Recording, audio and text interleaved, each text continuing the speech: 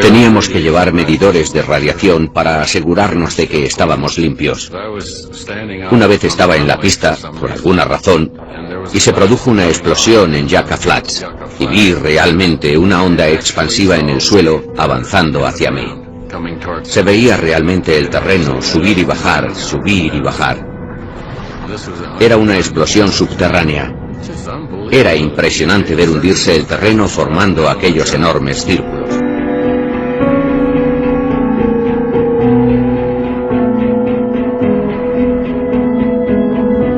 Y tiene toda la razón del mundo. Roy Goodey, piloto de pruebas, de un lugar, creo que marcado por el estigma del misterio y que no consiguió su objetivo jamás. Un lugar ultra secreto, pero que siempre estuvo en boca de casi todos. A partir de 1989 se convirtió en un icono del mundo de lo sobrenatural, lo extraño, la conspiración. Ahora, esta misma noche, puedo decir que en primicia absoluta, estamos ofreciendo algunos documentos de una investigación que ha hecho National Geographic en torno a ese nombre, a esa nomenclatura, a esas siglas, a esa cifra que tanto resuena en el inconsciente de los amantes de lo extraordinario. Son personas que trabajaron y ahora hablan y os van a contar cosas en torno al Área 51. Estaba justo en medio del área de pruebas nucleares en Nevada. Y a nadie le entusiasmaba la idea de ir allí. Creo que la privacidad era muy importante para realizar el trabajo y que permaneciera en el máximo secreto. A lo largo de casi 4 décadas, el Área 51 consiguió su objetivo, ser un lugar desconocido, un lugar bajo el sello del Top Secret. A partir de una serie de filtraciones, se hila la historia de esta instalación secreta con otras no menos extraordinarias que tienen que ver incluso con tecnología de otros mundos y con ingenieros, auténticos Einstein de sus disciplinas científicas, informáticas, electrónicas, de ingeniería, que están copiando un material, una base primigenia, material recuperado, de origen, dicen algunos, extraterrestre. Se cuenta la historia de un hombre, Bob Lazar, que fue el primero en reventar la opaca pantalla del silencio. Afirmaba que él, dentro de los hangares del Área 51, se había encontrado con cosas increíbles, con cosas dignas de una película, con artilugios e incluso, aunque fuese fugazmente, con un extraño ser. Lo que hasta aquí he comentado forma parte de esa gran leyenda o realidad de este entorno en Nevada que tantos ríos de tinta ha hecho derramar. Y tantos ríos de tinta digital también, porque a partir del siglo XXI se refuerza el mito. Y como rémoras se empiezan a unir cosas que seguramente no sean verdad. El objetivo esta noche es, con estas voces que hemos escuchado y que vamos a escuchar de operarios que ahora han levantado el pequeño velo del secreto, han contado algunas cosas, aprender muchas más. Y estamos de enhorabuena. La casualidad, o causalidad, que diría aquel, y los trabajos que en Estados Unidos están haciendo ahora mismo al respecto del Área 51 nos permiten tener una visión clara y apasionante. Cuando estábamos casi configurando en nuestra mente la posibilidad de abrir las puertas radiofónicamente del Área 51, nuestro compañero Javier Sierra se encontraba de regreso de su gran gira por toda América. Pero precisamente en un aeropuerto y en una librería se encontró con una pieza clave. Él, que está siempre tan atento a las señales, se encontró con un trabajo que tenemos aquí. Dice Área 51. Javier Sierra, bienvenido a tu hogar. Buenas noches. Muy buenas noches, Iker. Efectivamente, fue en el aeropuerto JFK en los últimos minutos que yo pasaba en los Estados Unidos y con $35 en el bolsillo que quería gastar en la zona de tiendas del aeropuerto. Y allí un grueso volumen negro sobresaltaba sobre el resto de las novelas y novedades que se están publicando en estos días en los Estados Unidos. Un volumen de 534 páginas, como las que tiene El Ángel Perdido, por casualidad, dedicadas íntegramente al Área 51. Se titula Área 51. Una historia desclasificada de la base militar más secreta de América. Está causando un revuelo tremendo en Estados Unidos. Sí, porque quien la escribe es una periodista de investigación de los Angeles Times Magazine llamada Annie Jacobsen, que ha entrevistado, fíjate, a 37 trabajadores de la base militar más secreta de Norteamérica, del Área 51, que le han revelado cosas que han querido obviamente revelar, pero también le han mantenido en la frontera de otras que no han deseado o no han podido o no han sabido contarle. Lo intrigante de todo este asunto es que hasta 1989, desde la fundación de la base en 1955, no había hablado nadie sobre lo que estaba pasando 34 años de absoluto secreto. El primero que rompe el voto de secreto es Bob Lazar, al que tú has mencionado, contando esa historia de que él había sido enviado a una zona dentro del Área 51 todavía más secreta que el área, que es el Área Sigma 4 o S4, donde él estuvo trabajando en el intento de clonar, de revertir la tecnología de 9 discos voladores que estaban dentro de un hangar en esas instalaciones.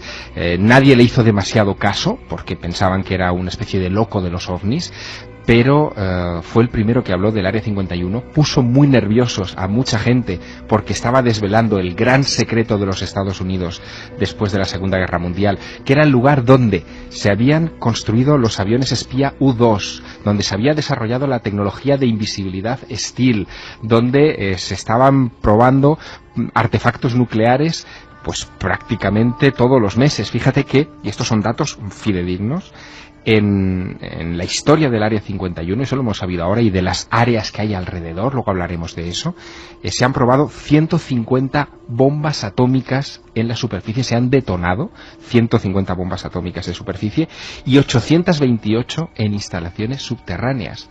828. Son esas explosiones, esos círculos, que parece que son bocas del infierno que se abren en mitad del desierto, que mencionaba el piloto Roy Goodey. Después escuchábamos a Albert Buellon, director adjunto de la CIA, ni más ni menos, y que trabajó en el Área 51. Vamos a dar paso a la encuesta, a las vías de contacto. Hoy tenemos un material, yo creo que explosivo, en las 3 horas. Concepto Área 51, concepto transcomunicación y concepto continúa Santiago Camacho con su dossier, vamos, sin dejar títere con cabeza, porque es un asunto de verdad de primer nivel. Hemos visto el impacto que ha tenido conspiración alimentaria. Pero una pequeña cosa, Javier, aunque sean titulares, algo que a mí me ha sorprendido muchísimo, algo que por lo menos para mí, y quizá para gran parte del público que ahora mismo nos escucha a la 1:16 a través de la cadena SER, era secreto, o era desconocido. Claro, Área 51, es que todos hemos escuchado cosas, pero ¿sabíais que había Área 1, Área 7, Área 19? ¿Vamos a conocer algo de esas otras áreas? Sí podemos ya saber algunas cosas.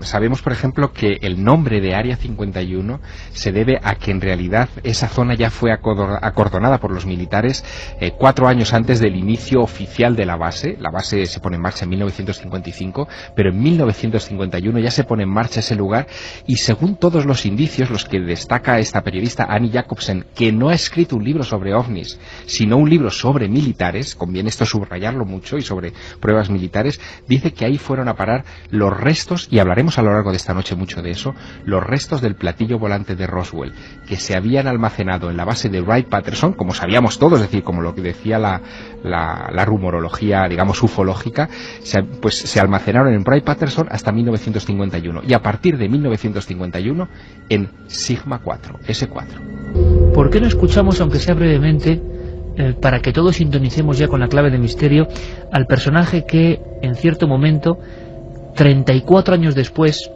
rompe el secreto? Bob Lazar. Simplemente luego lo presentaremos, luego contaremos su vida y milagros, su huida hacia los infiernos, su destrucción de vida burocrática. Pero, ¿qué contaba Bob Lazar en esencia? Contaba más cosas, pero su primer encuentro, cuando está trabajando ya en Sigma 4, a donde acudía en un autobús con los cristales completamente tintados, lo que daba todo eso una sensación de clandestino secreto increíble, él descubre en uno de esos hangares algo que va a cambiar su vida y la vida de esta instalación en tierra de nadie. Entramos al hangar, que era bastante largo, y allí dentro tenían un platillo volante absolutamente clásico, como salido de unos dibujos animados o una película de ciencia ficción. Estaba posado sobre el vientre en el suelo. Yo fui, levanté la mano para tocar el metal de la nave y de inmediato me expedientaron por ello. Tenía la forma de un platillo volante. Esto explicaría por qué hay tanta gente que ve ovnis, porque estaban intentando fabricar un aeroplano similar. Ni se me pasó por la cabeza que fuera de origen alienígena o algo por el estilo. El objetivo fundamental de nuestra labor consiste en intentar copiar parte de ese material con sustancias que se encuentran en la Tierra. Bueno, ¿qué quieren decir con sustancias que se encuentran en la Tierra? Esto confirmaba parte de lo que había leído, que aquel objeto era de hecho una nave alienígena. Nunca antes habías estado tan cerca de lo desconocido. Milenio 3. Cadena SER. Como es lógico, tenemos las vías de contacto en esta noche, tan de conspiración, perfectamente perfiladas. Carmen, buenas noches. Buenas madrugadas, Iker. Vías de contacto y una encuesta que me interesa especialmente saber cómo en el 2011, en este junio del 2011, está valorado el asunto del Área 51. ¿De fantasía, de realidad? ¿Cambiarán los datos respecto a lo que cuenten nuestros invitados? ¿O compañeros? En la encuesta ya está votando mucha gente. La pregunta es: ¿se ocultan evidencias extraterrestres en el Área 51? Pueden seguir votando en la página web ikerjimenez.com.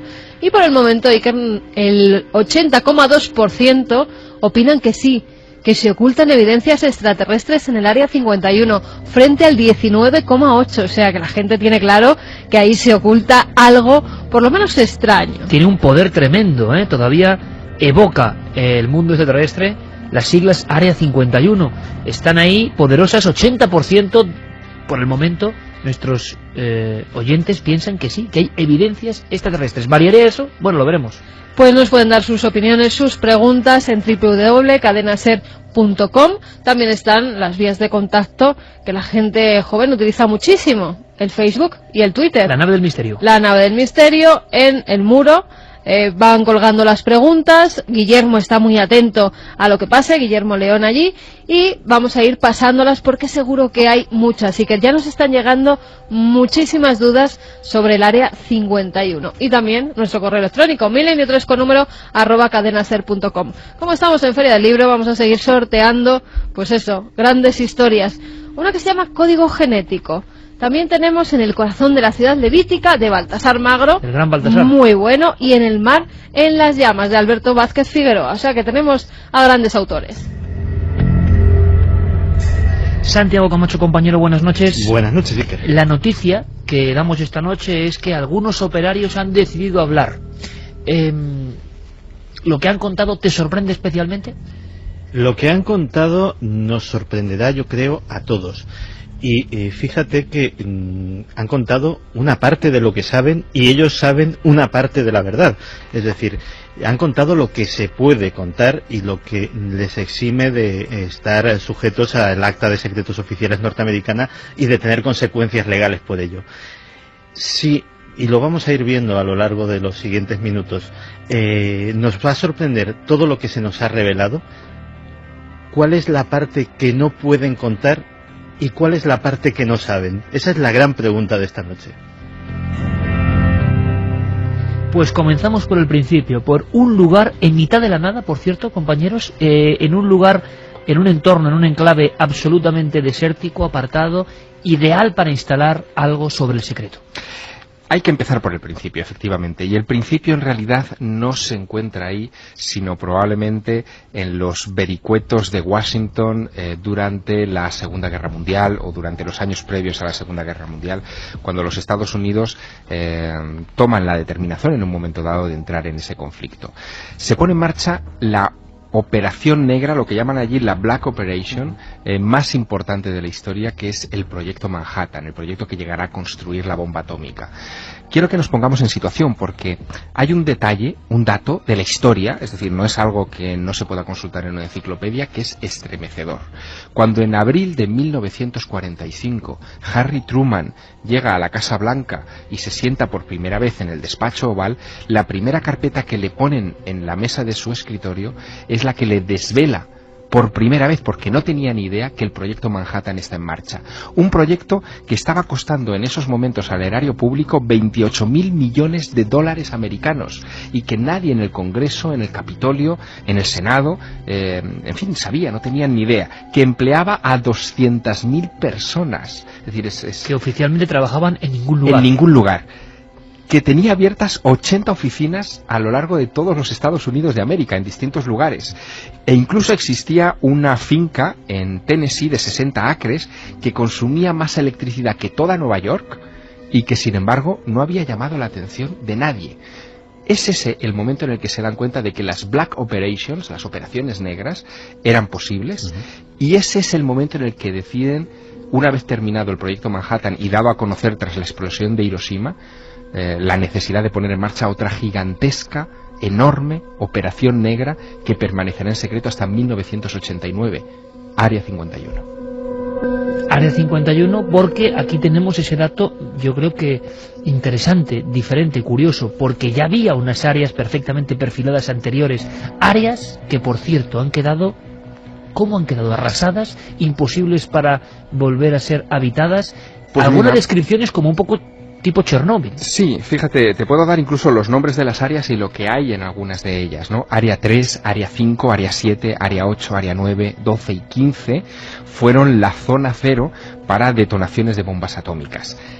Solamente un dato. No había nada, no instalaciones, sino no. parcelas de terreno. Parcelas de terreno en las que o bien se practicaba un pozo vertical y se introducía una bomba y se detonaba, o bien se hacían unas galerías subterráneas horizontales, digamos como el metro o como las redes de metro modernas, y se instalaban artefactos de gran potencia, o bien se suspendían bombas en globos atmosféricos a poca altura para detonarlo a cierto nivel, digamos, para crear una detonación que afectase a la atmósfera, o se colocaban sobre torres de madera.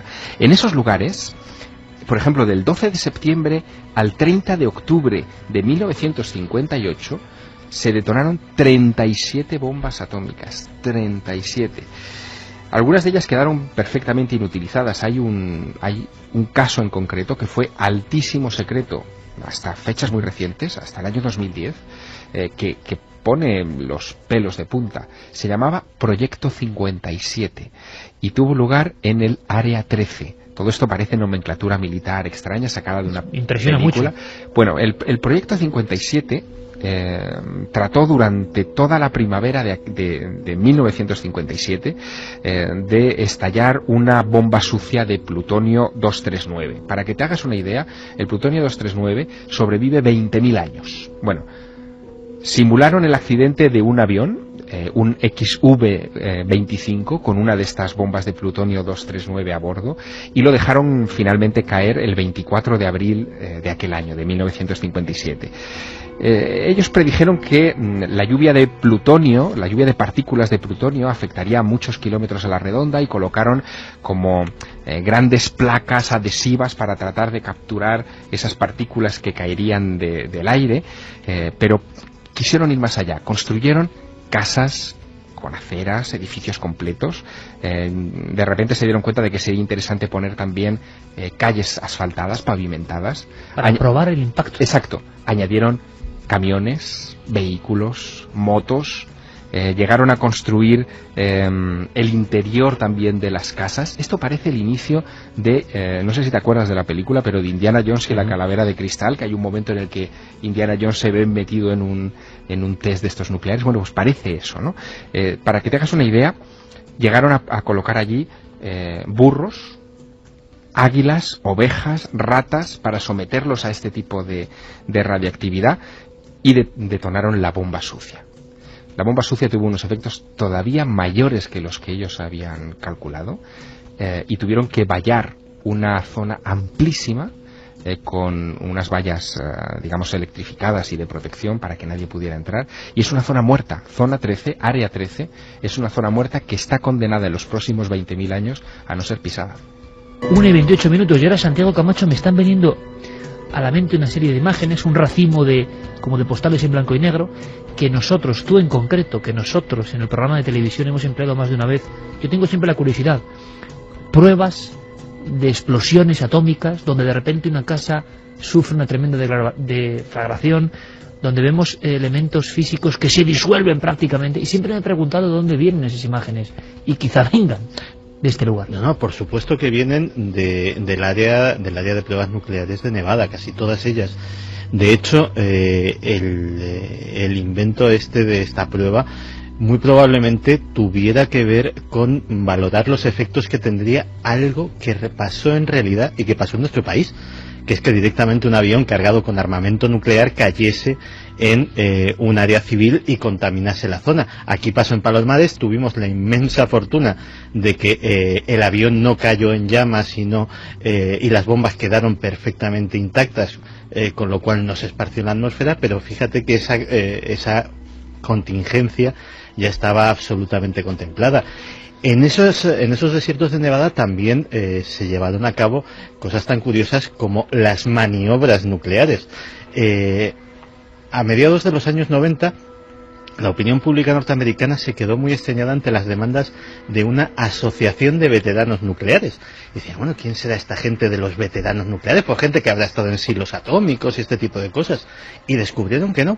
Descubrieron que esta gente había participado en maniobras militares en las cuales el momento cumbre, la guinda del pastel, era delante de sus mismas narices, a pocos centenares de metros, a pocos kilómetros, según salían de las trincheras para simular una carga contra un enemigo invisible, detonar una bomba atómica para ver los efectos psicológicos, posiblemente también los efectos físicos que tenía esto. Esto fue un escándalo, Santi, que si no me equivoco, le estalló prácticamente, nunca mejor dicho, en la cara al gobierno de Clinton, ¿no? Efectivamente, le estalló en la cara al gobierno de Clinton y no tuvieron más remedio. De hecho, coincide mediados de los 90, precisamente en el momento en el que se desclasifican casi todas las filmaciones de las pruebas nucleares norteamericanas, documentos que en aquel momento pues eran difíciles de conseguir. Yo me los conseguí en VHS y tal a través de correo, pero que ahora cualquier interesado puede verlos a través de la red sin mayores problemas, y que son muy recomendables para que se vea hasta qué punto es escalofriante lo que se llevaba a cabo allí. Yo creo que ha llegado el momento de introducir al gran actor que está detrás de todas estas cosas. Ese gran actor es la Comisión de Energía Atómica de los Estados Unidos. Es quien detenta el poder durante, en fin, la construcción de ese gigantesco proyecto Manhattan, y quien de alguna manera se convertirá casi en un gobierno dentro del gobierno, la única institución capaz de robarle información al presidente de los Estados Unidos y no dejar que el propio director de operaciones del país sepa lo que hay detrás, ¿no? La Comisión de Energía Atómica se queda en una situación verdaderamente delicada, verdaderamente frágil por primera vez, por culpa de una periodista, y conviene también que este nombre quede reflejado en las ondas. Sucede en 1993, la periodista trabaja para un periódico de Nuevo México, se llama Eileen Wilson, y es la que hace todo un trabajo de investigación sobre los experimentos que se conducen en la Guerra Fría con ciudadanos norteamericanos que, sin saberlo, son irradiados y sometidos a toda clase de experimentos. De ahí surge esa asociación de veteranos nucleares que mencionaba hace un instante Santiago Camacho. No solamente eso, Bill Clinton se queda pasmado con las averiguaciones de esta mujer, de Eileen Wilson, y ordena una investigación que sin embargo se detiene cuando tiene que entrar en las cloacas de la Comisión de Energía Atómica. El propio Clinton no sabrá lo que hay después, pero lo poco que se sabe, lo poco que terminará apareciendo a la opinión pública, es impresionante y va a tener que ver con el desenlace de esta historia que dentro de un rato contaremos en estas ondas, ¿no? y que es muy importante. Eileen Wilson descubre en 1993 y le vale el premio Pulitzer de periodismo en 1994, es decir, no estamos hablando de algo extraño, sino algo de la historia del periodismo. Descubre que la Comisión de Energía Atómica condujo experimentos de plutonio con niños retrasados mentales de un orfanato a las afueras de Boston, entre otros muchos. Llegaron hasta ese extremo. Me estaba quedando pasmado con lo que decía Javier, porque los paralelismos son increíbles. Porque mientras que la Comisión de Energía Atómica en Estados Unidos se convertía en un gobierno dentro del gobierno, en la Unión Soviética pasaba exactamente lo mismo. Cuando hablábamos de Chernóbil, nos dábamos cuenta de que el KGB el todopoderoso, presuntamente KGB, había hecho repetidas denuncias sobre el asunto Chernóbil, sobre las medidas de seguridad, sobre los modos de operación, y ni el KGB tenía potestad para meterle mano a la industria nuclear y al entramado nuclear soviético. Ese esquema parece que estaba el gran tabú, ¿no?, replicado en los dos bloques. Y nosotros, fijaos amigos, que hemos hecho una pregunta que quiero saber cómo va ahora mismo. Hay muchísimas cuestiones, estoy seguro, porque este tema levanta la curiosidad. ¿Por qué extraterrestres también? En este englobado de un secreto tremendo, de unas pruebas terroríficas. Una vez más, sinceramente, la maldad humana, ¿no? Porque, sea cual sea el objetivo, poner a niños con problemas, niños con retraso, niños deficientes, ante pruebas atómicas, me parece una de las grandes aberraciones de la historia. Hay muchas más aberraciones. Sí, que piensa que estamos hablando de que todo esto arranca en las postrimerías de la Segunda Guerra Mundial. Tanto los Estados Unidos como la Unión Soviética, y este es otro dato clave que deslizamos esta noche, hacen un pacto con el diablo. Están tan fascinados, soviéticos y norteamericanos, con esa energía maravillosa, ¿no? Sí, y con los avances de la tecnología nazi, que pactan con los nazis unos y otros. En Estados Unidos es muy conocida la historia, es la operación Paperclip, sí, la operación que reclutará a muchos grandes científicos norteamericanos, que incluso llevará a los Estados Unidos a hacer una auténtica caza del hombre en busca de grandes científicos que están ocultos, bien en la Francia liberada, bien en la Alemania. Muchos auténticos asesinos despreciables. No, totalmente. Pero fíjate hasta qué punto. Las agencias de inteligencia norteamericanas, por eso digo lo del pacto con el diablo, ocuparán buena parte de su trabajo en aquellos años en ocultar el historial de crímenes nazis para justificar que puedan trabajar dentro del territorio americano. Y un dato de 2011, es decir, de este año, 600 millones de páginas sobre el uso de esos científicos nazis tras la guerra siguen siendo clasificados hoy en 2011 en los Estados Unidos de América. Las puertas del Área 51 nos conducen a un mundo terrorífico, a un mundo humano. ¿Por qué?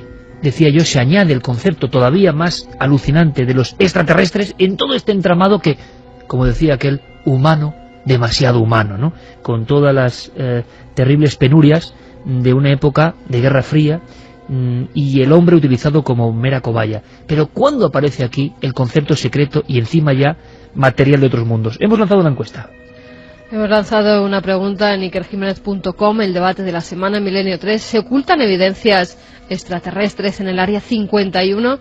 Por el momento nos dice un 81,6% que sí que se ocultan. Y podemos sondear, aunque sea brevemente, casi en teletipos, qué pregunta la gente, qué pregunta nuestro público, de qué están convencidos, solo para saber cómo está en el 2011 este tema que yo sinceramente creía quizá más trasnochado, más pasado.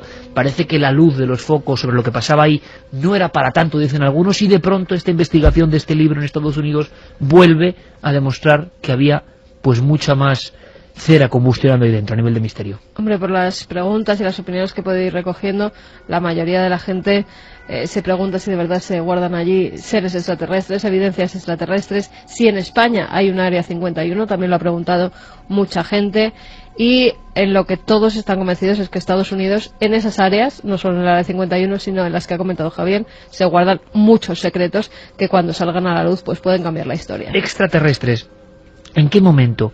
¿En qué instante? ¿Hasta 1989 no hay ninguna relación? No, desde el principio. Desde el principio. Antes te comentaba que Área 51 recibe su nombre porque en 1951 supuestamente viajan los restos del OVNI de Roswell desde la base aérea de Wright Field entonces, hasta ese lugar perdido en el desierto de Nevada, cerca del lago Groom. Y digo desde el principio porque hay muchas historias de esos primeros momentos muy llamativas. El propio accidente de Roswell, que está muy conectado con esta historia, es uno de esos casos todavía hoy lleno de lagunas y que sin embargo Annie Jacobsen ha querido encontrar una luz al respecto que comentaremos más adelante. Ese asunto tiene que ver con la indudable caída de un objeto no identificado a las afueras de Roswell, Eso queda Nuevo fuera México. de toda duda. Algo que sorprende, algo que es recuperado por la Fuerza Aérea, algo que es reconocido por la Fuerza Aérea y horas después desmentido diciendo que había sido toda una confusión. En 2005, en el año 2005, muere una persona que yo conocí, que yo entrevisté en Roswell, en Nuevo México, años atrás, que era Walter Haut. Walter Haut fue el encargado de redactar el comunicado de prensa en el que se decía que la Fuerza Aérea había recogido los restos de un disco volante. Walter Haut deja como testamento un juramento, una declaración jurada, que solamente debería abrirse cuando él hubiese fallecido, cosa que se hizo. Lo que decía esa declaración jurada es que no hubo uno, sino 2 accidentes, que es algo que ya muchos investigadores habían sostenido, que hubo recuperación de cuerpos pequeños de 1,20, 1,25 de alto, grandes cabezas, ojos extraordinariamente abultados y grandes, manos alargadas, que se recogen en el segundo de esos accidentes, y que él está convencido, según esa declaración jurada, que eran extraterrestres y que a él lo obligaron a desmontar todo aquel primer comunicado porque sus superiores tuvieron miedo de no saber a qué se estaban enfrentando. Perdona, Javier, ahora que describías esos seres, últimamente han salido en internet vídeos de alguien que dice haber trabajado en el Área 51 y que ha filtrado unas imágenes donde se ven esos seres que tú ahora mismo has descrito, con una cabeza muy grande, como en forma de pera, unos ojos almendrados, unas manos extremadamente largas igual que los brazos y un cuerpo, ¿verdad?, bastante largo y piernas muy cortas. Y están muy bien hechos, es lo que sabemos a nivel de imagen, están muy bien hechos y son o mueven los animatronics párpados incluso, o una generación de 3D realmente impresionante, pero se está filtrando ahora en el 2011 como material en toda esta corriente tipo Wikileaks, informes de gente que trabajó ahí, con lo cual el mito sigue reverdeciendo laureles. Aquí hay 2 hipótesis que son las que van a planear sobre nuestra mesa de trabajo toda esta noche. 2 hipótesis que tenemos que equilibrar mucho. Una, que se estén filtrando todas estas informaciones sobre extraterrestres porque a los servicios de inteligencia y a la Comisión de Energía Atómica le interesa hacer creer que todos son extraterrestres. Porque nos estemos acercando a una trabajo verdad muy como el de Annie peligrosa, Jacobsen, a la verdad. A la verdad, que luego contaremos según ella cuál es, porque es verdaderamente sorprendente su hipótesis. O bien que realmente los extraterrestres estén detrás de todo este asunto y sean lo que ha movido pero Javier, ese gran complot. Entre Roswell y la Guerra Fría y la recuperación en el 47 y el traslado de esos restos y el chivato Bob Lazar, que rompe el secreto de los trabajadores y dice yo he visto, ¿qué es lo que ha visto? Primero vamos a definirlo. No hay nada en ese impasse. Bueno, hay cosas como, y lo comentábamos hace unas horas antes de empezar el programa Santiago y yo, hay cosas como por ejemplo el avistamiento de Kenneth Arnold. 1947, junio del 47, unas semanas antes del caso Roswell, él describe 9 objetos extrañísimos en forma de media luna, que él mismo, en fin, en algunas de las fotografías clásicas posa con un dibujo. Posa con un dibujo. Ese dibujo ahora hemos podido compararlo con un diseño aeronáutico que los Estados Unidos estuvieron persiguiendo denodadamente al final de la Segunda Guerra Mundial. Ellos estaban detrás de 2 ingenieros nazis que finalmente capturaron en Alemania, ocultos en Alemania. Se llamaban Walter y Reimar Horten, que habían diseñado varias de estas alas volantes. Una de ellas, por ejemplo, la Horten 229, era un vehículo predecesor de la tecnología Stealth, que después, en los años 40 estaba ya prediseñado lo que era la tecnología Stealth que desarrollaríamos en los años 80 en el más absoluto de los secretos en el Área 51, gracias a estos hermanos Horten, que se convirtieron en la obsesión de los norteamericanos. Uno de los hermanos Horten, y esto te va a llamar mucho la atención por otras connotaciones que tiene, terminó refugiado en Argentina, en Villa Carlos Paz, y allí fue entrevistado, pero puso 2 condiciones para contar su experiencia. Una, no hablar de Hitler y de la política de Adolf Hitler, y 2, no hablar de la CIA porque según él, esos locos, él lo decía así, estaban persiguiéndolo porque creían que él estaba fabricando los platillos volantes de los primeros años del fenómeno en Estados Unidos. Claro, los hermanos Horten, aparte de ser un par de genios de la aeronáutica, reciben en su momento un encargo de Hermann Göring, del mariscal del aire, que se llama el encargo del proyecto 1000×3. El 1000×3 era hacer una aeronave capaz de transportar 1000 kilos de bombas a 1000 kilómetros de distancia a 1000 kilómetros por hora. Eso era vital para intentar sustraerse de las pérdidas tremendas que estaba sufriendo la Luftwaffe de manos de los pilotos de la RAF en su batalla de Inglaterra y de esta manera seguir hostigando al Reino Unido. Y los Horten se ponen a trabajar en ello y empiezan ellos, curiosamente eran diseñadores de planeadores, era su especialidad, pero empiezan a desarrollar proyectos de alas volantes que son absolutamente revolucionarios. Hay una en concreto que yo la he tenido, se lo comentaba en esa conversación a Javier, la he tenido años esa fotografía en la cabeza, la fotografía de Kenneth Arnold con ese dibujo, porque yo conocía, lo había hecho hasta en maqueta cuando era aficionado al modelismo en mis años mozos, el Horten 11. Los que tengan internet a mano que pongan HO 11 con números romanos en Google y busquen las imágenes. Si eso no es exactamente lo que dibujó Kenneth Arnold de su avistamiento, yo la verdad no me puedo imaginar nada más parecido. Y no cualquier avistamiento, sino el avistamiento que oficialmente, el 24 de junio del 47, daba origen al fenómeno de los platillos volantes. Pero quiero que escuchéis una cosa.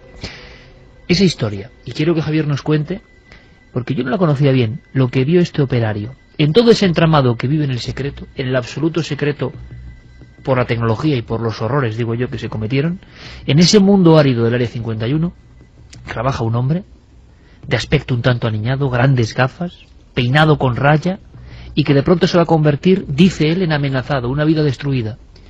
¿Cómo osó contar lo que vio ahí dentro?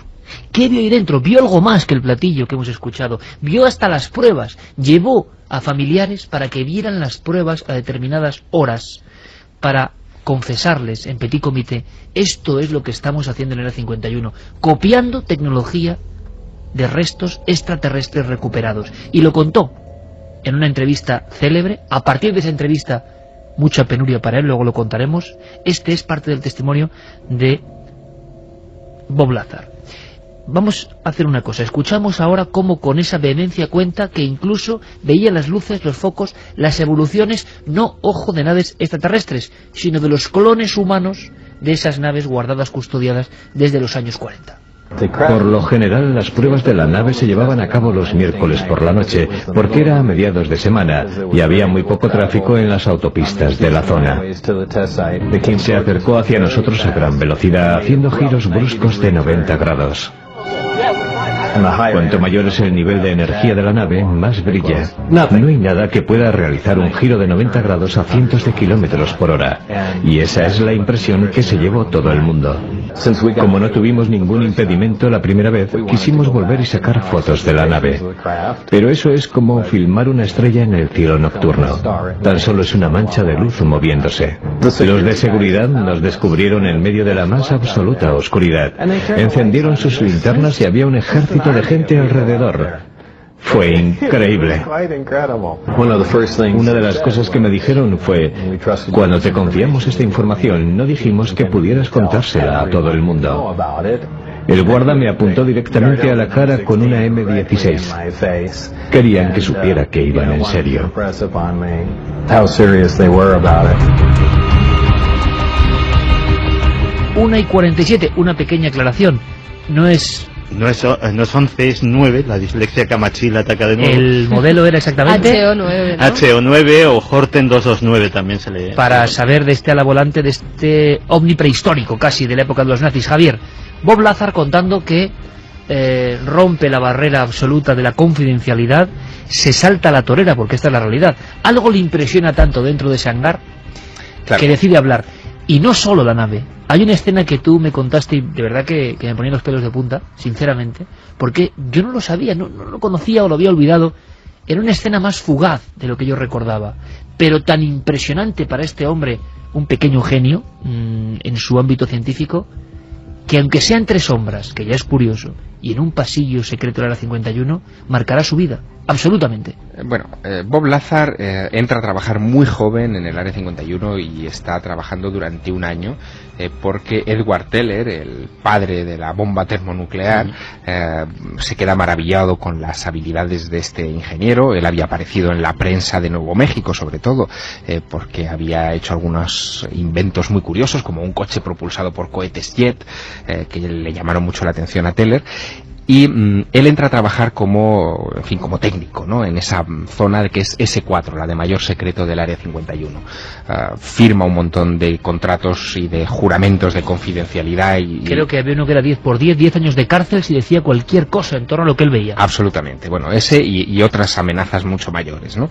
El caso es que él trabaja a gusto en esos 9 objetos que parece que son tecnología, digamos, copiada, clonada de esas naves supuestamente extraterrestres que están en el Área 51. Él afirma que están allí en unos hangares y que puede llegar a tocarlos. Él los toca y trabaja con ellos.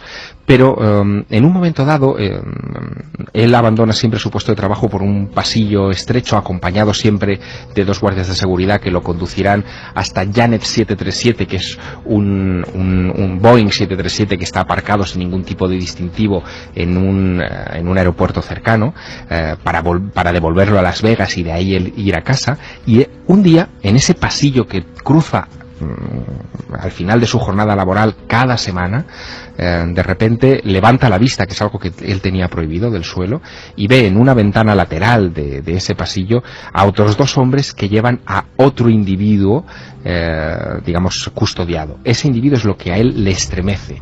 Es un tipo bajito, con la cabeza grande, con los ojos también almendrados y enormes, y que indudablemente para Bob Lazar es un extraterrestre, y probablemente, es la conclusión a la que él llega, el dueño o el legítimo propietario de los objetos que él está tratando de clonar. Un encuentro fugaz de segundos. ¿Qué llega a ver? ¿Qué movimiento hay? ¿Qué está haciendo ese ser? Los guardias que lo acompañan le obligan a bajar la cabeza y lo amonestan. Entienden que no ha visto nada porque ha sido una cosa muy fugaz, muy rápida, pero Bob Lazar se queda traumatizado a partir de ese momento. Su historia, dentro de lo absurdo, tiene un punto de coherencia, porque algo se rompe en su interior. Él ya no cree que está trabajando con una tecnología recuperada, sino que existen seres vivos allí y que le están ocultando mucha información sobre ese asunto, y necesita desahogarse con alguien. Lo hace con su esposa y lo hace con un buen amigo, y decide demostrarles que aquello que él les está contando, que está trabajando en platillos volantes copiados de tecnología extraterrestre, es cierto. Así que se los lleva en su coche particular a la periferia del Área 51, que es accesible, es decir, es una zona ya pública, claro, una noche, sabiendo él los horarios de pruebas que tienen esas aeronaves para ver si logran algo. El modo en el que se hacen esas pruebas es muy singular.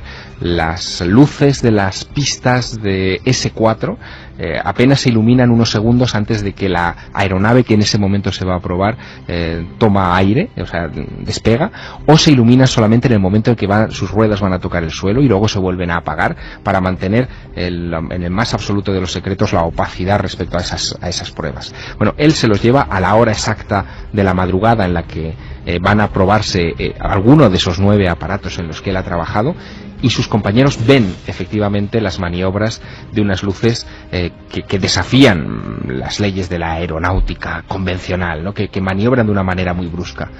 Pero Iker, son descubiertos por los guardias de seguridad del perímetro del Área 51. Bob Lazar es identificado, es expedientado, es expulsado de su trabajo en esa base, y su historial empezará a desaparecer misteriosamente de la universidad en la que él se formó, de los otros trabajos que tuvo, y caerá en una especie de limbo administrativo en el que todavía hoy vive. El propio Lazar habla de vida destruida. Aquel encuentro con un ser de naturaleza extraña para él, de forma casi fugaz, en un hangar, en la oscuridad, le marcará para siempre. Y vamos a escuchar lo que él dice: encuentros con extraños personajes. Ahora os preguntaré, ¿loco o cuerdo Bob Lazar? Pero años después de aquel 89, de aquella confesión pública, él decide dar esta entrevista para así asegurarse, de alguna forma matarlo después sería pues una rúbrica de que había un secreto real extraterrestre en el Área 51, pero va contando más cosas. Se olvida la gente de la popularidad momentánea de Lazar, de sus declaraciones increíbles, los periódicos del día siguiente necesitan otro tipo de información, pero él vive algunas consecuencias. Consecuencias que, ojo, no son muy distintas y situaciones no muy diferentes de las que han vivido otros testigos metidos en el mundo de lo extraño. Porque yo, sinceramente, he entrevistado a mucha gente en los casos más raros ocurridos, por ejemplo, en España, y luego han tenido la sensación de ser perseguidos, vigilados. Debajo de su domicilio alguien que le observa, un coche que le sigue. En el caso de Lazar había cosas todavía más flagrantes. Estaba conduciendo por Charleston Boulevard en Las Vegas, y al llegar al carril de acceso a la autopista, un coche intentó mantenerse a mi altura. Escuché un disparo de arma y me llamó la atención. En el vehículo había un tipo con un arma. Yo salí del carril, paré en el arcén y me quedé paralizado dentro de mi coche. Pensé que vendría hacia mí y yo no podría evitarlo.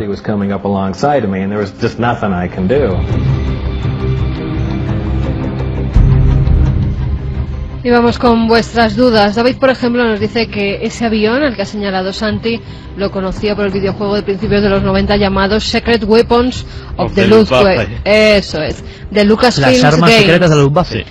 El avión solo tenía combustible para volar 10 minutos. Diego Sánchez dice: hola amigos del misterio, hablando sobre el Área 51, decir que en ella se encuentra la pista de aterrizaje más grande del mundo. ¿Qué es lo que aterriza allí? Pues son casi 8 kilómetros de pista de aterrizaje y bueno, lo que se ha dicho es que podía servir de pista de aterrizaje de emergencia para una lanzadera espacial o también de pista de despegue del mítico Aurora, el avión espía que nadie sabe cómo es porque ha sido el proyecto mejor guardado de la Fuerza Aérea estadounidense. Pedro Solano Pulido dice: siempre que se describen supuestos extraterrestres se habla de grandes manos, de muy altos o muy bajos, cabeza grande y con forma de limón, etcétera. En definitiva, el estereotipo del cine. ¿Pero sabéis de alguna otra descripción de ETs que os haya sorprendido? Pues prácticamente todo lo que tú te imagines, eso se ha visto en torno a los supuestos ovnis. Yo recuerdo hasta un póster que había, ¿verdad?, con los distintos seres extraterrestres. Claro, la clasificación de Jader Pereira, un clásico total. Y ha habido formas, sería otro programa, pero hasta como de una forma de poste de la luz con una cabeza triangular en Santander en plena carretera. Es decir, lo más extraño, formas como de amebas, siempre según la ufología. Acuérdate del ser de Évora. El ser de Évora, Sí. de todo. Juan Luis Robles Rodríguez: al final de la Segunda Guerra Mundial los estadounidenses y los soviéticos se pegaban por secuestrar a los científicos de la Alemania nazi que, de acuerdo o no con el régimen de Hitler, hicieron avances científicos impresionantes. Lástima que se utilizara para matar a seres humanos. Mira, me acabas de dar una idea para un futuro programa que nunca hemos hecho.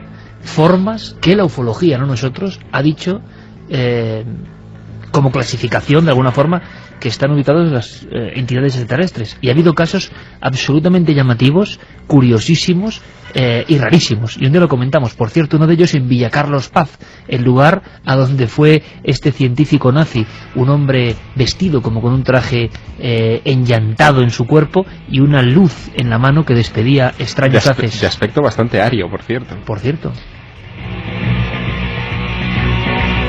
Javier nos dice que él ha estado en Roswell y que el supuesto ovni cayó en un rancho bastante alejado de la población. Hay una fotografía en la que se observa una nota que revela que el ovni ni se estrelló, que sí que se estrelló allí. Perdón. También nos dice Alberto desde Coslada: buenas noches, milenarios. ¿Es posible que el tema de los ovnis y naves que supuestamente esconde el gobierno de Estados Unidos en el Área 51 sea una perfecta tapadera que les permita a ellos guardar mejor el verdadero secreto? ¿Sabéis si es cierto que el Área 51 está conectada por túneles subterráneos por los que circulan trenes o a otras instalaciones secretas distribuidas por todo el país, o es solo una leyenda urbana? Que muchos saludos, Javier, que es el que te regaló el escarabajo egipcio hace una semana. Pues eso a la vuelta, porque a la vuelta vamos a saber algo muy importante, las conclusiones de este trabajo que en Estados Unidos ha causado tanta expectación. Sergio desde Sevilla: solo hay que analizar toda la historia de la humanidad para ver con claridad de qué llevan aquí desde siempre. Se refiere a los extraterrestres. Sobre el Área 51 solo decir que cuando el río suena, agua lleva. Bueno, Área 13 queda inhabitable por los próximos 20.000 años. ¿Y cómo protege a animales salvajes y pájaros que pueden entrar y contaminarse y después salir? En España llega arena del Sáhara y allí también sopla el viento, nos decía Pedro. Llegaron a hacer experimentos incluso con gusanos a los que irradiaban y se los daban de comer a aves para ver si las aves se llevaban la contaminación a otros lugares y podían ser incluso llegar a ser consumidos por el ser humano. Pero vamos, a día de hoy, mucho más cerca del área 51, en el sarcófago de Chernóbil entran y salen los pájaros de manera bastante constante. Adrián de Madrid dice: hola equipo, yo estoy convencido de que en el área 51 experimentan con nuevas formas de energía, posiblemente copiadas de objetos no fabricados por el hombre. Saludos. También nos escribía Charo: es que pone los pelos de punta, es horrible lo que el hombre ha hecho y está haciendo a la humanidad y a la naturaleza. Josep dice que él es del 76 y que desde que tiene uso de razón siempre ha oído hablar del área 51. Gracias a todo el equipo por el magnífico trabajo que realizáis, pura investigación para mí. Saludos. Lo interesante es que la confesión de este Bob Lazar, que muchos trataron prácticamente de chalado, pero que trabajaba efectivamente en el área 51, hizo que los ojos de medio mundo se posaran en ese fragmento milimétrico casi del mapa global, y resulta que ya había una instalación, y resulta que pasaban cosas, y además, si faltan pocos elementos interesantes e intrigantes para este enorme puzzle, ha habido en el 2011 una investigación que tiene conclusiones. ¿Qué conclusiones son esas? ¿Qué ha descubierto esta periodista que ha revolucionado el panorama en Estados Unidos? Lo contamos a la vuelta, en Milenio 3. Con nuestro compañero Carlos Largo, Fermín Agustí y Noel Calero en los mandos de esta nave del misterio, que acude hoy a un lugar casi natural para este concepto de nave, el Área 51. Enigmas y conspiración casi en la misma balanza, en un entorno desolado, lleno de secretos, de algunos informadores y de visiones extrañísimas, bizarras casi. Un ser de pequeño tamaño, quizá, quién sabe, si nacido fuera de la Tierra. Eso creía, o cree, Bob Lazar, el hombre que rompe todos los muros de absoluto hermetismo. 10 años de cárcel, decían. Pasó tiempo en la cárcel Bob Lazar, le amenazaron de verdad, él contaba que se le acercaba un coche, se le bajaba un individuo, la historia final es que casi le disparan, varias veces le encañonan, le dicen que no puede hablar. Y esto ha ocurrido en muchos casos, muchos casos. Yo recuerdo, por ejemplo, trabajando en una historia que me absorbió la SESE durante bastante, iba a decir, no bastante tiempo, bastantes meses, incluso 2 o 3 años, los sucesos ocurridos en una base aérea en España, con la visión de un humanoide, disparos. Algunos de los testigos de esta historia, tiempo después, y esto de verdad me dejaba muy inquieto, porque uno ya no sabe si forma parte de la sugestión lógica de personas que han vivido algo fuera de lo normal, o porque está pasando de verdad, porque está ocurriendo, porque se vigila a estos individuos que han estado cerca de cosas que no se pueden contar. Recuerdo perfectamente al soldado José Manuel Trejo, que me contaba que tiempo después de aquel enfrentamiento casi cara a cara con una visión o un ser extraordinario, después de haber apretado el gatillo un compañero suyo, después de una serie de experimentos en el Hospital de Madrid, resulta que, trabajando en diferentes oficios, volviendo a la vida real, varias veces observa a unos individuos que clarísimamente le informan de que no puede hablar, se les aparecen de una forma diferente, inesperada, en ambientes normales y corrientes, en diferentes puntos de España también. ¿Forma parte de la locura en la que entra la dimensión mental de estas personas? ¿O es parte de la verdad? Lo que sabemos, lo que parece, es que Bob Lazar desde luego pagó muy caro su chivatazo. Incluso Javier, tú has sido testigo de hasta medidas de seguridad para las personas que conocían a Lazar, para revelar los secretos de Lazar, todo como si fuese una cuestión de vida o muerte. Cuando la historia de Bob Lazar se hace pública, flotan en el ambiente cosas que a los más veteranos, a los milenarios más veteranos, sin duda les traerán recuerdos de otra época. Es el momento en el que se habla del informe Matrix, por ejemplo, y de ese supuesto pacto entre extraterrestres y el gobierno de los Estados Unidos, en el que Estados Unidos cedería ciudadanos suyos a una potencia alienígena a cambio de tecnología, para el proyecto entonces muy famoso famoso de Guerra de las Galaxias, la iniciativa Guerra de las Galaxias o de defensa estratégica puesta en marcha por Ronald Reagan. Es la época en la que aparecen los documentos que hoy sabemos que son falsos, que fueron un fraude, de Majestic 12, ese famoso memorándum en el que se hablaba de un comité dirigido por Vannevar Bush, que era el asesor científico del presidente Truman y uno de los personajes clave en el proyecto Manhattan, para digamos estudiar el accidente de Roswell. Y en ese ambiente de finales de los 80 y principios de los 90 surgen algunos personajes curiosos como John Lear. John Lear es el hijo del fundador de la compañía de jets Lear Jet, que es muy importante en los Estados Unidos, y que de repente se convierte en uno de los abanderados de que efectivamente el pacto entre extraterrestres y su gobierno es cierto, y acusa incluso al presidente de los Estados Unidos de alta traición. Bueno, yo recuerdo haber conocido a John Lear en una conferencia en la que él iba a hablar precisamente de las revelaciones de Bob Lazar y el Área 51 en un congreso que se llamaba el Hull Life Expo en Los Ángeles, donde la expectación, te puedes imaginar, de recibir a este personaje importante del mundo tecnológico y financiero norteamericano era máxima. Él llegó allá a una sala atiborrada de gente, yo estaba acreditado como periodista en esa sala, tenía 20 años, en fin, estaba muy expectante de qué es lo que podía suceder, pero lo que me sorprendió no fue ver entrar a John Lear impecablemente trajeado, sino que delante de él había 6 fornidos guardaespaldas que crearon una línea, un cordón de seguridad entre el atril donde él iba a conferenciar y el resto del público, porque John Lear decía que tenía algo tan importante que decir que su vida corría peligro igual que la del presidente Kennedy en su momento, que algunos han vinculado también a su intento de revelar la gran verdad vinculada al fenómeno OVNI. ¿Y contó algo de tal calibre, el tal John Lear? Habló del pacto y habló de esa alta traición del presidente de los Estados Unidos y de que se nos estaba vendiendo, o se estaba vendiendo a ciudadanos norteamericanos a esa potencia extraterrestre. Yo creo que la sensación fue de absoluta incredulidad y muchos nos fuimos de allí pensando que aquello de los guardaespaldas había sido una bonita puesta en escena, muy cinematográfica en una ciudad como Los Ángeles y poco más. Pero es que probablemente, visto lo que ahora está apareciendo y, en fin, lo que empezamos a saber del Área 51, de sus proyectos de investigación secretos, de lo que allí se cuece, a lo mejor eso formaba parte de un programa de, digamos, intoxicación o de adaptación psicológica creado por los propios servicios de inteligencia pensando en la opinión pública norteamericana. Y esto, que parece también raro, no lo es tanto si tenemos en cuenta un evento que no hemos mencionado esta noche aquí, pero que en las conclusiones que daremos en unos instantes es muy importante. Ese evento se llama La Guerra de los Mundos, 1938, la emisión de Orson Welles. Hablamos del año 38, es decir, una década antes de los sucesos de Roswell y de que nadie se plantease montar un área de experimentación militar secreta en Nevada, ¿no? Pero ahí ocurrió algo muy importante.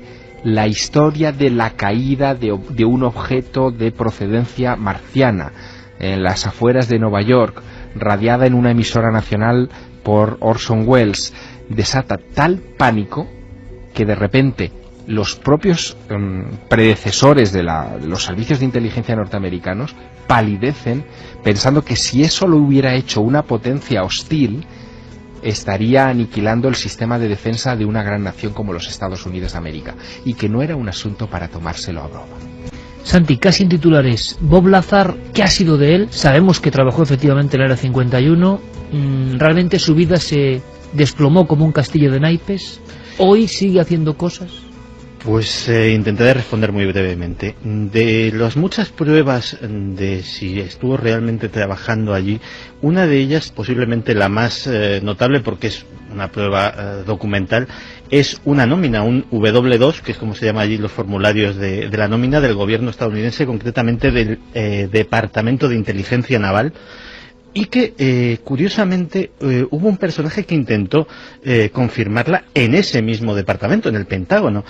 era John Andrews. John Andrews era líder de un grupo de los observadores del Área 51, pero ellos no observaban ovnis, ellos eran de los fanáticos de la aeronáutica.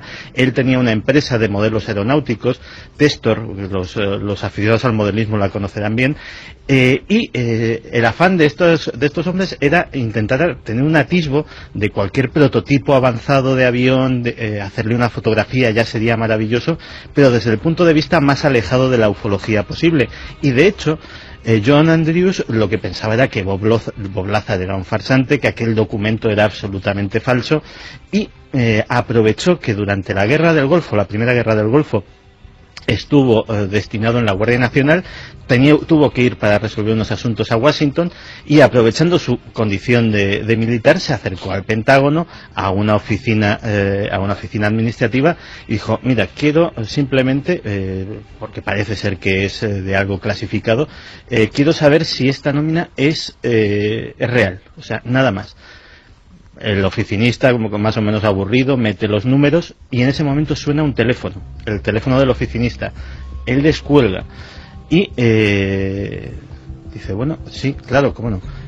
Automáticamente a John Andrews le comunica: el almirante quiere verle. John Andrews era un sargento de la Guardia Nacional, ni siquiera digamos del ejército regular estadounidense. Se fue al despacho de este almirante y el almirante simplemente le dijo: como vuelva a investigar sobre esto, se enfrentará a una corte marcial. Yo creo que desde luego es, si no una confirmación, por lo menos es una prueba circunstancial del asunto. En cuanto a qué hace Bob Lazar ahora mismo, pues Bob Lazar sigue viviendo. Trabaja para una empresa que se llama United Nuclear, que se dedica, entre otras cosas, a enviar por correo a gente que lo pide, bajo previo pago de su importe, materiales radioactivos, o sea, minerales radioactivos, poderosos imanes, curiosidades como el aerogel y diversos productos químicos. El aerogel ignoro lo que es, si algún oyente nos lo puede aclarar, y que afirma tener más de 300.000 clientes satisfechos en todo el mundo, incluidos organismos públicos, escuelas y científicos amateur. Es decir, el perfecto amigo de Santiago Camacho. Espera, que todavía queda una cosa. Cada cierto tiempo organiza en el desierto de Nevada un show que se llama el Desert Blast, en el cual se dedica a hacer explosiones de todo tipo, como sobre todo a colegios, para hacer demostraciones de física recreativa y de cómo algunos principios, como sobre todo los que manejan los explosivos, pues funcionan en la vida real. Sigue manteniendo su testimonio de lo que vio aquella tarde en ese hangar. Por supuesto, se ha mantenido absolutamente firme y sin contradicciones. Una historia digna de la mejor película, desde luego. Y nos quedan las conclusiones. Javier Sierra se encontraba en el aeropuerto JFK de Nueva York con este libro que está causando una enorme expectación. Y las conclusiones, desde luego, son para escuchar con muchísima atención. Sorprendentes. Cuanto menos sorprendentes, pero es que la respuesta a esas conclusiones hay que buscarla en la Unión Soviética.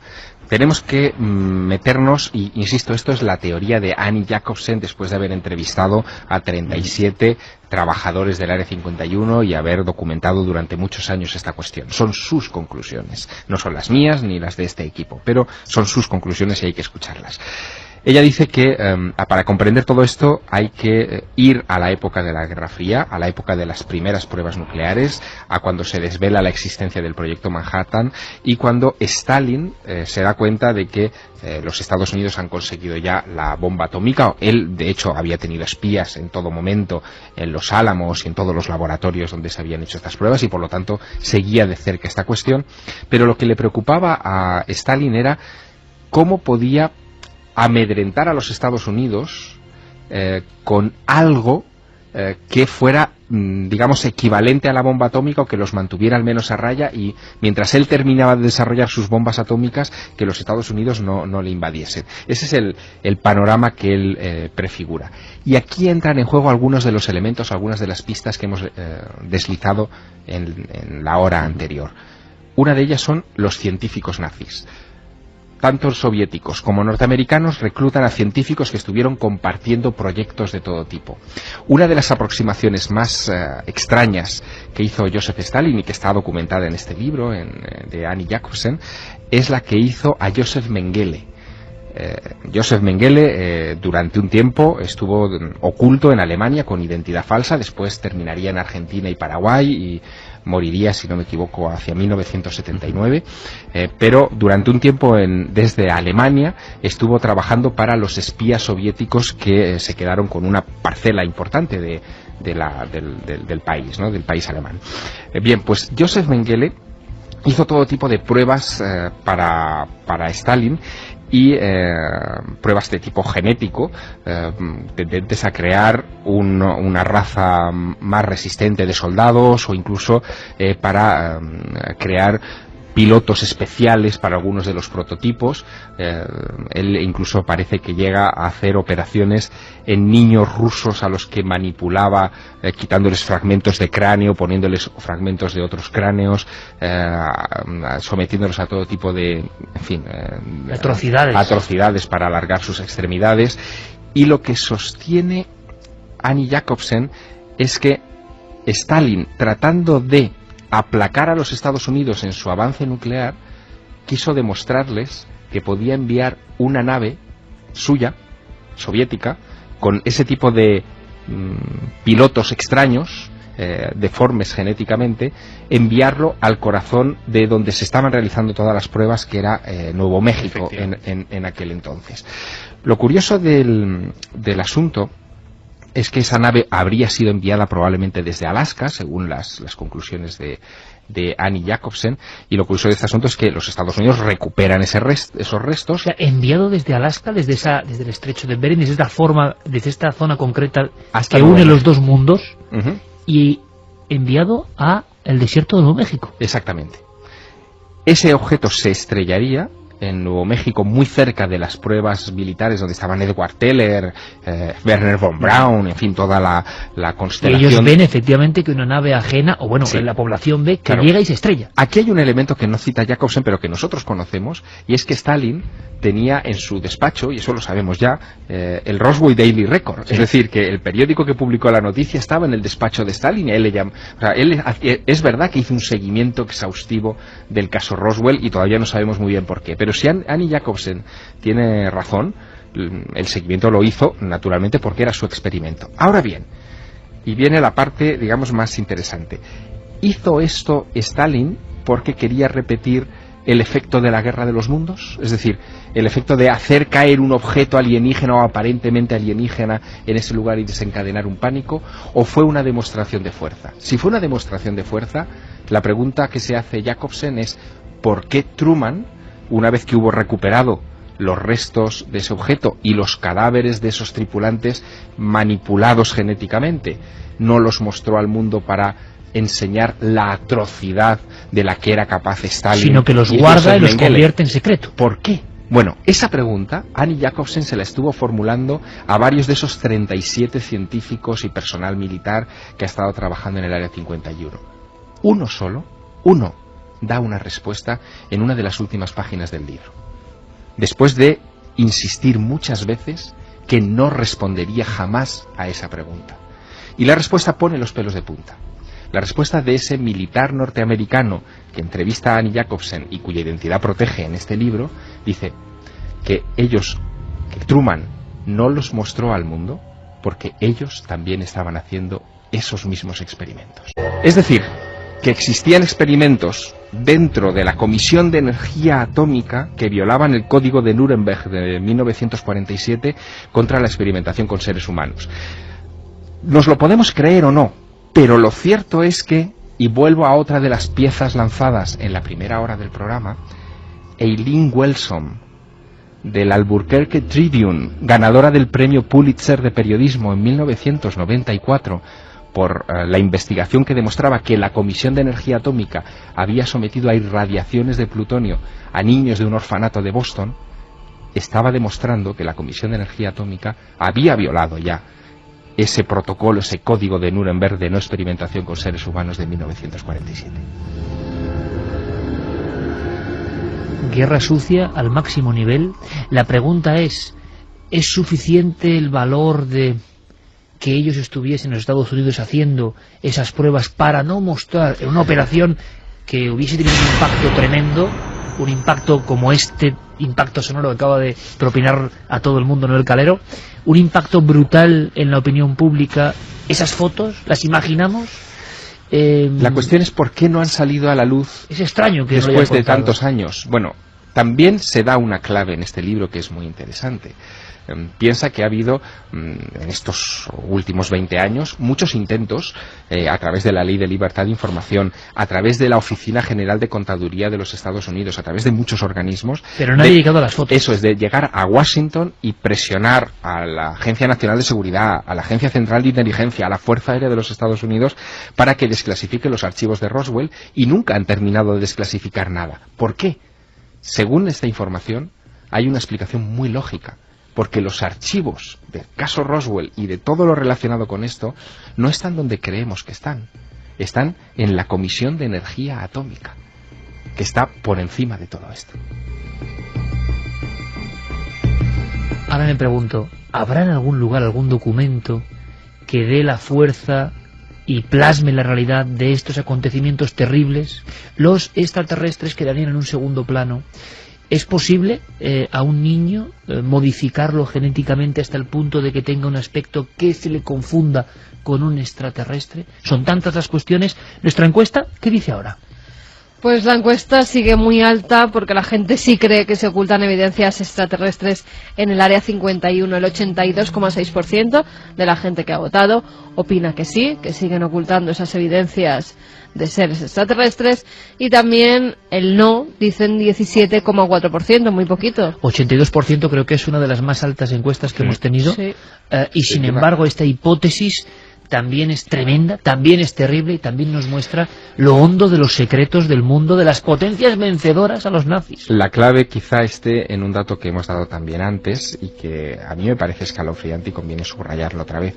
600 millones de páginas clasificadas en el año 2011 están todavía en los archivos nacionales de los Estados Unidos y hablan sobre el uso que los Estados Unidos hicieron de los científicos nazis después de la Segunda Guerra Mundial. Os lanzo una pregunta muy breve, a ver si es posible que me contestéis. Entonces, ¿qué vio Bob Lazar, si vio algo? Bueno, esa es una muy buena pregunta, porque lo que dice Annie Jacobsen que pudo haber ocurrido es algo que, en fin, es comprensible desde el punto de vista de la psicología de la percepción. Él vio algo que no entendía y lo interpretó en clave extraterrestre porque en esa época se hablaba mucho de extraterrestres. Y pone un ejemplo. Dice que en 1942, sobre el Área 51, ese lugar tiene para todo, como estamos viendo, en 1942, sobre el Área 51, un piloto de un caza convencional, de un P-38, vio una de las primeras pruebas de un avión jet de la historia, que era un avión Bell Aircraft. Y cuando hizo el informe correspondiente de lo que había visto, como si hubiera, en fin, se hubiera encontrado con algo de otro mundo, dijo que ese avión extraño que había visto lo tripulaba un gorila. ¿Sabes por qué dijo que lo tripulaba un gorila? Porque los primeros pilotos de jet llevaban ya las máscaras que cubrían su cara con el aparato respirador, y a ese hombre le pareció que aquello que no había visto jamás en su vida era lo más parecido a un gorila que se había encontrado tripulando un avión. Loco o cuerdo Bob Lazar, ¿qué pudo ver? ¿Era un niño? ¿Era un ser de otro mundo? Pues vaya usted a saber, desde luego no me extraña, nos conocemos hace muchos años y sabes que respecto a Roswell y el Área 51, mi opinión siempre se había parecido más a la de Annie Jacobsen que a las hipótesis extraterrestres. Y hablando de la época de Stalin no me extraña absolutamente nada. Mira, había un tanque soviético que el artillero, por fuerza, tenía que ser menor de 1,50 y ser zurdo. De tal manera que si en época de Stalin nacías bajito y zurdo, lo más probable es que tuvieses las actitudes que tuvieses, acabases de artillero de tanque. Con lo cual, en una época en que tener una bomba atómica no era nada, por la sencilla razón de que no tenías cómo colocarla en el país enemigo, no había bombarderos transatlánticos hasta bien entrada la década de los 50, era una carrera por conseguir ese avión que colocase esa enorme todavía, porque eran además unos aparatos muy voluminosos, bomba en el territorio soviético o en el territorio americano. Y había que aligerar peso y aligerar habitáculos y dejar mucho espacio para la carga y para el combustible. Y cuantos más pequeños fueran los pilotos, mejor. Si los había naturales, bien, pero si había que fabricarlos... Esto me recuerda una referencia literaria que no me resisto y que seguro que a ti te encantará. Es ese maravilloso libro de Stephen King que se llama Danza Macabra, que es una revisión de la historia del terror. La escena del Sputnik. Exacto, la escena del Sputnik. Él recuerda perfectamente, Stephen King, como en uno de los veranos de su infancia estaba viendo una película de miedo en un cine en Maine y de repente el dueño de la sala interrumpe la proyección que estaba asustando moderadamente a la audiencia. Interrumpe la proyección, se baja hasta donde están las pantallas, levantando los brazos y haciendo aspavientos, y da una noticia: la Unión Soviética ha puesto un satélite sobre nuestras cabezas.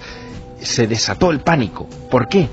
Por lo que estaba diciendo Santiago, porque que la Unión Soviética hubiera puesto una bolita metálica que era capaz de sobrevolar impunemente el territorio de los Estados Unidos significaba en el pavor colectivo nacional americano que eran capaces también de colocar una bomba donde ellos quisieran. Y una cosa más, Javier.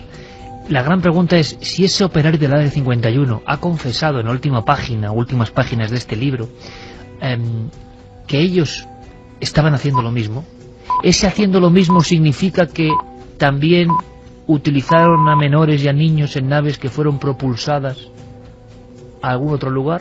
En Alaska, a la inversa, ¿habrá habido algún acontecimiento de aeronave o de experimento desde el otro lado? Algunos de los casos de la Unión Soviética antigua donde caen artefactos que se estrellan y quizá también hay algunos de ellos referencia de tripulantes, tienen que ver con la contraofensiva. No lo sabemos y probablemente todavía tardaremos algún tiempo en saberlo. Décadas, quizá. Quizá décadas.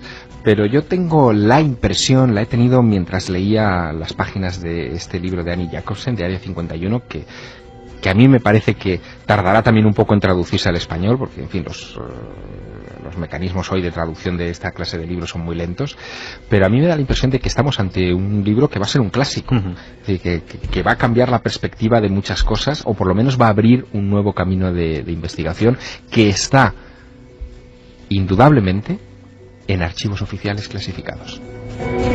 600 millones de páginas aún por ver la luz, y en toda esta historia, extraterrestres o no, hay una cosa indudable, siempre presente.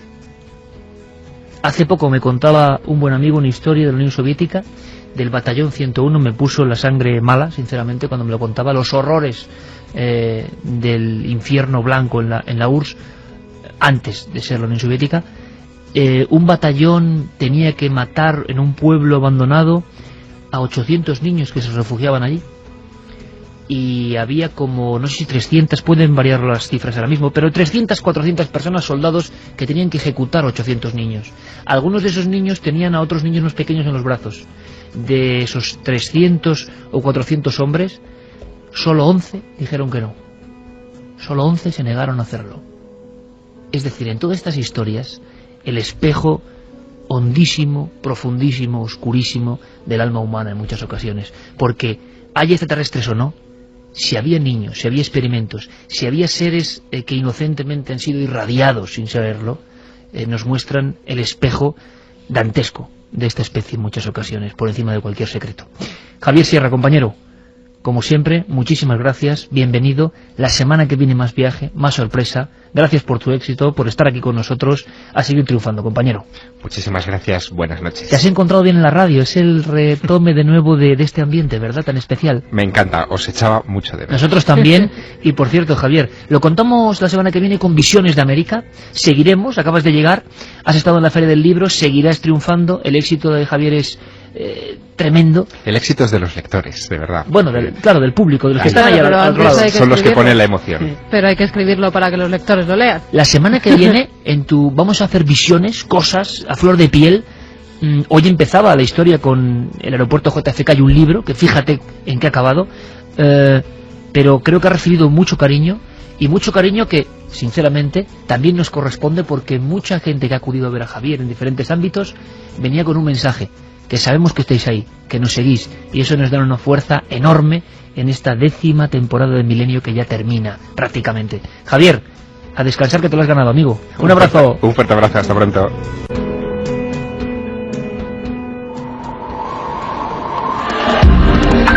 Nunca antes habías estado tan cerca de lo desconocido. Milenio 3. Cadena SER.